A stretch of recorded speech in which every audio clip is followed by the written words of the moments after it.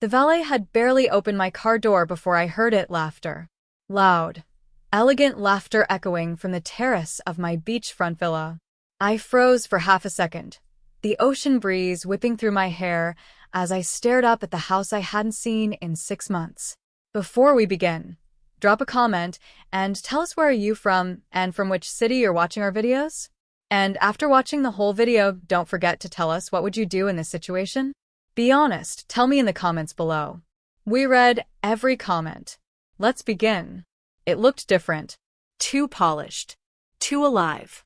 The scent of grilled seafood, champagne bubbles, and expensive perfume carried through the salt air. I walked up the marble steps, heels striking against the stone like gunfire. The front door wasn't even locked. Music spilled from the living room, jazz, laughter, the clink of glasses. And then I saw her, Serena, my younger sister, standing by the glass railing in a white silk dress, one arm looped around her husband's, the other holding a mimosa, like she owned the damn world. My jaw tightened. Her words floated above the chatter. Oh, the villa? My husband and I decided to keep it as a summer getaway. It's better than letting it rot while Rachel's off doing whatever it is she does abroad. A few relatives chuckled politely. I stepped fully into view. The music didn't stop, but every face turned toward me. Whatever it is I do abroad, I said evenly, seems to have paid for all this. You could have heard a pin drop. Serena's glass froze midair. Rachel, she said finally, forcing a laugh that didn't reach her eyes. Wow, I didn't know you were back. You really should have called before showing up uninvited. Uninvited? I echoed, walking past her guests, scanning every corner of my own home. That's funny. Last I checked, this villa still has my name on the deed. She smirked, tossing her hair. You sold it before you left. Everyone knows that. I'm hosting a private family brunch right now, so maybe you should. Leave before you press charges? I cut in. My tone was calm, almost lazy, but my eyes didn't move from hers. Go ahead. Call security. A flicker of panic flashed across her face. She hesitated, then snapped her fingers. Marcus. 2 uniformed guards appeared from the patio, tall and serious. The guests began whispering, half excited, half nervous. Serena folded her arms. Escort her out, please. She's trespassing. The guards exchanged glances, then turned to me. Welcome back, Miss Carter, one said respectfully, lowering his head slightly. We didn't expect you so soon. The entire room froze. Serena's color drained. I don't understand, she stammered. What are you doing? I'm your employer. The second guard straightened. With respect, ma'am, our contract is with the property owner. And that's her. He nodded toward me. I smiled faintly. Now, if you're done pretending to own my life, Serena, I'd like everyone out. My home's not a playground for liars. She looked like someone had slapped her. Rachel, please, it's not. Save it, I said, stepping closer until I was just inches from her. You knew exactly what you were doing. You thought I'd never come back. You thought you could replace me. Tears welled in her eyes, but I turned away before they could fall. Get everyone out. Before I do. The guards began ushering the guests toward the door, murmuring apologies. Serena stood frozen, trembling, watching as her social circle scattered like smoke. When the last car pulled away, silence filled the villa. Only the waves kept moving. I walked to the balcony, staring out at the horizon. The same horizon I'd once looked at and promised myself I'd never be stepped on again. That promise just got renewed. And this time, I wasn't forgiving anyone. The morning light spilled through the tall glass windows, warm and golden, but nothing about the air inside that villa felt warm. The scent of last night's party still lingered, champagne, perfume, betrayal. My sister's laughter had soaked into the walls, and even the sea breeze couldn't wash it away. I stood in the center of the living room, arms folded, scanning the mess she'd made of my life. My furniture replaced. My books gone. Even the family portraits on the mantel were different. Serena had replaced every single one with her own smiling face, her husband Blake beside her, pretending they owned everything. The anger in my chest wasn't explosive, it was quiet, sharp, surgical. I didn't want to scream. I wanted justice. My phone buzzed. A message from Serena. I'm sorry for the misunderstanding. Let's talk tomorrow. Please don't do anything rash. A misunderstanding. That was the word she chose. I typed back. Come tomorrow. Bring mom and dad. Then I tossed my phone aside and walked upstairs to my private office, or what used to be my office. When I opened the door, my breath caught. Boxes. Dust. A half-broken chair. My awards and certificates were shoved into a corner like trash. The framed photo of me standing on the stage at Stanford, shattered glass. The air was thick with the smell of neglect and disrespect. I picked up a photo of Serena and me from years ago, both smiling, both young. She'd written on the back, "To my big sister, who makes me proud." I stared at it for a long time. Then slowly I slid it into the trash. The next morning, I heard the crunch of tires outside. A black SUV rolled up. My parents stepped out first, Dad in his usual gray suit, Mom clutching her pearls like she was walking into a courtroom. Then came Serena, oversized sunglasses hiding swollen eyes. She hesitated at the gate before walking up. The guards didn't move. They knew who was in charge now. When she stepped inside, her eyes flicked around like she was seeing the place for the first time. "You've redecorated," she said weakly. "No," I replied. "I just put things back where they belong." Mom tried to soften the air. "Rachel, sweetheart, let's not turn this into a fight. Serena just got overwhelmed handling things here." Overwhelmed. I cut her off, my voice low. She threw parties in my home, claimed it as hers, erased me from every wall. "And you call that overwhelmed?" Serena's lip trembled. "I didn't mean to erase you. I thought you weren't coming back. You didn't answer any calls or messages. You were waiting for me to disappear," I said flatly. "And when I didn't, you panicked." Her voice cracked. "You have everything, Rachel. The degrees, the career, the recognition. You've always had it all. I just wanted one thing that was mine." "Then you should have earned it," I said. "Not stolen it." The room went quiet. The waves outside sounded like distant thunder. Dad cleared his throat. "Rachel, maybe we can resolve this quietly." "No," I said. "You want quiet? You should have stopped her when she threw me out of my own house. You should have told her this wasn't right. But you didn't. You stood by while she dragged my name through the mud." Mom's eyes filled with tears. "She's your sister. And I'm your daughter," I shot back. "But that only seems to matter when it's convenient for you." Serena's mask finally cracked.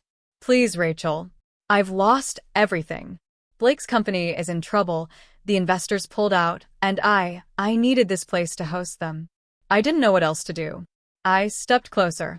"You turned my home into your showroom to impress people who never cared about you. You used my success as a costume. And now you're crying because the truth showed up uninvited." She shook her head, whispering, "I'm sorry." But I wasn't done. I reached into my bag and pulled out a folded envelope, the same kind my legal team had delivered last night. I placed it on the table between us. "What's this?" she asked. "The company you and Blake ran? The one drowning in debt?" "I bought it," I said, voice steady, "under a new holding firm. As of this morning, your board has already approved the transfer." Her hands shook as she opened it. Her face went pale. "Rachel, you didn't." "Oh, I did." She staggered back. "Why?" "Because I wanted you to understand," I said quietly. "You tried to take my house, my name, my peace. Now you'll know what it feels like to lose everything you built on lies." Tears spilled down her cheeks. You can't destroy me like this." "I'm not destroying you," I said coldly. "I'm saving what's left of my dignity." Dad looked between us, speechless. Mom covered her mouth, trembling. "I didn't want this," Serena whispered. "I just wanted to feel like you do, important, respected." I sighed. for the first time letting a hint of weariness show. Serena, respect doesn't come from pretending to be someone else. It comes from surviving what life throws at you without stealing someone else's light. For a second, the old silence between us returned, the one from childhood, when words never fixed anything. Then I turned and said, "Get out. All of you." Mom gasped. "Rachel, please." No. "You raised us to know the difference between right and wrong. I'm just the only one who remembers." I walked toward the balcony and stared out at the ocean while they left. The waves crashed like applause below me, slow, deliberate, endless. I wasn't proud of what I did, but I wasn't sorry either. Some lessons are only learned through loss, and my sister was finally learning hers. By evening, the ocean outside had turned the color of steel. I stood on the balcony, arms resting against the railing, watching the tide crash against the rocks below.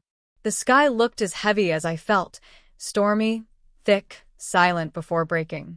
Inside, the villa was quiet again.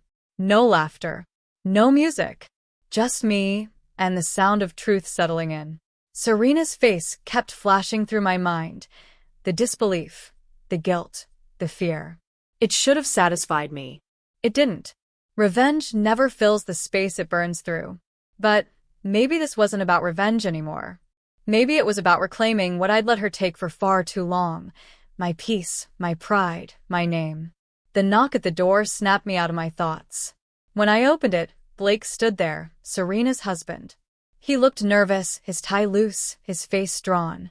"Rachel," he said quietly, "we need to talk. Make it quick." He hesitated. I didn't know she'd taken over this place. I thought she'd bought it. She told me everything was legal. I laughed sharply. "You married her, Blake. You should know by now she lies as easily as she breathes." He didn't argue. "She's not doing well. She hasn't stopped crying since this morning. I'm not defending her, but she's breaking." "You've made your point." "Have I?" I asked, folding my arms. "Because I don't think she understands the difference between an apology and a performance yet." He exhaled. "Rachel, please. You've always been the strong one. She's built her whole life around competing with you. When you left, she thought maybe for once she could shine. And when you came back, her illusion shattered. I finished for him. And now she has to face what she's done." He nodded. "You're right. But if you want to prove you're better than her, don't crush her completely." For a moment I said nothing. The waves below thundered louder. Then I stepped aside. "Tell her to come tomorrow morning. Alone." He looked surprised. "You'll see her?" I nodded once. But not to comfort her. The next morning came sharp and quiet. The sun was pale, the sea calm, like the world was waiting to see who I'd become next. Serena arrived early, wearing a simple beige dress this time. No jewelry, no makeup that could hide what a sleepless night had done to her. Her eyes were swollen, her hands trembling as she clutched a folder. "I didn't come to beg," she said softly. "I came to explain." I motioned for her to sit. She didn't. She opened the folder, revealing old documents, the ones from when I first bought the villa years ago. "When you left, I found these," she said. "I saw the amount you paid, the name you used, the company tied to it, and for a moment I thought if I just told people it was mine, maybe they'd finally respect me like they respect you." I know how stupid that sounds now. "It doesn't sound stupid," I said coldly. "It sounds selfish." Her voice cracked. "You don't understand what it's like living in your shadow. Every family dinner, every friend, every person compared me to you, the successful one, the perfect one. I just wanted to feel like I mattered." I stared at her for a long time, trying to find the sister I'd once known. The one who used to braid my hair before school, the one who used to laugh until her sides hurt. But all I saw was a woman who'd lost herself chasing a mirage. "You wanted to feel seen," I said quietly. "And instead, you made sure no one saw me." Tears spilled down her cheeks. "I deserve everything that's happening to me." "I know that now. But please, Rachel, don't destroy Blake's company completely. There are people working there, families who'll lose their jobs. They're innocent." That stopped me. Her voice wasn't fake this time. It was raw, stripped human. I turned away, staring out the window. And what about me? Was I innocent when you turned my home into your showpiece? She took a shaky breath. No. And that's why I'm here. I'll sign whatever you want. I'll give up everything. Just don't hurt them. There it was, not the old Serena, not yet, but a flicker of something real. A beginning. I turned back, meeting her eyes. You want redemption? She nodded weakly. Then you'll earn it. I'm transferring partial ownership of the company to a charity foundation, one that will employ displaced workers. You'll oversee it. No salary. No luxury. Just work. She blinked, shocked. You're giving me a chance? No, I said softly. I'm giving you responsibility. Maybe this time, you'll learn what real worth feels like. She covered her mouth, sobbing silently. Thank you, she whispered. I'll make it right. I don't want words, Serena, I said, stepping closer. I want proof. When she left that morning, the house felt lighter, not because everything was fixed, but because I'd finally stopped carrying her guilt with mine. I walked through the halls again. My portraits were back on the walls. My books, my art, my memories, all in their rightful place. But one picture remained untouched, the photo of us as kids, hidden behind the bookshelf.